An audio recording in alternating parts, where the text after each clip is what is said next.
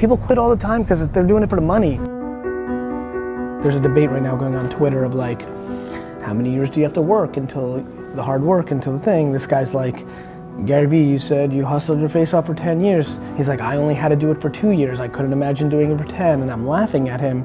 And another guy jumps in and goes, well, Gary said it best, eat shit for blank years and eat caviar for the rest of your life. Like, are you enjoying it? Like, is this fun? I'm sure he's a lovely dude. Is this fun that you're filming this? Or are you doing it because you think it's gonna get you to the next level of success? Do you love your process? The gateway to happiness is to love your process, whatever that may be, whether that creates wealth or doesn't, if that creates legacy in art or it doesn't, that creates impact on the world or it doesn't. You're clearly driven. Like, you know, first you wanted to be in the NBA, then you wanted to be in the then you wanted to be in the PBA, then you wanted to act.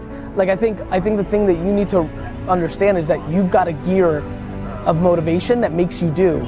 The first two things in sports didn't work out. The thing that worked out in acting, it did work out. Whatever the definition of what you're trying to figure out right now, it may or may not work. What I'm excited about is the fact that you've got a gear that makes you want to do. And I think one of the biggest problems right now, especially for people under 30 who want to be influencers or entrepreneurs, which is almost everybody, there's a lot of vanity metrics that they're trying to achieve to that mean nothing. I raised $50 million.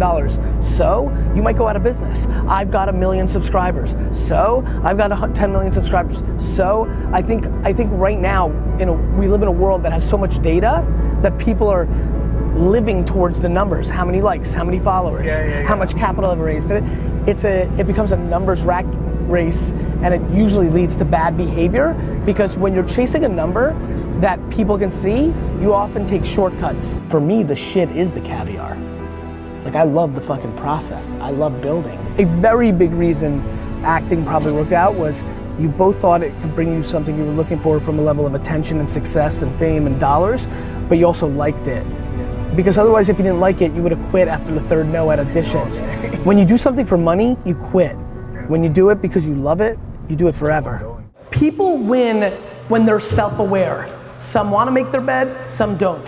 Some have this strength, some have that weakness. You need to figure out who you are, and you need to execute against that. You have to love the process, not the stuff that the process buys you.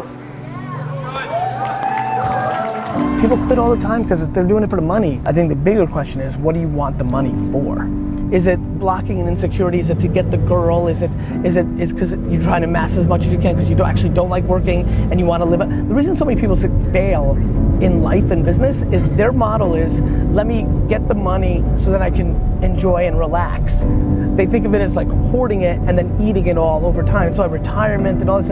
It's such a bad way to think, because then you're feeling the pressure of like massing so that you can then enjoy. I think the bigger question is like, what are you up to? Like, why are you doing it? Like, what's up? I just think a lot of people are trying to achieve success and use fame or money as makeup for a situation that they're just not happy about. Like, you have to figure out how to make your day in and day out happy. It's all an inside game. You need to be enjoying the amassing so much that you never get to the enjoying part. Otherwise, you're gonna be impatient and try to be out of it as quickly as possible to buy those things, or you're gonna regret it later in life, right? Like, I will never retire because it's not as fun as working. Like, it's not as fun. Like, it's not as fun for me to lay on the beach and play golf all day and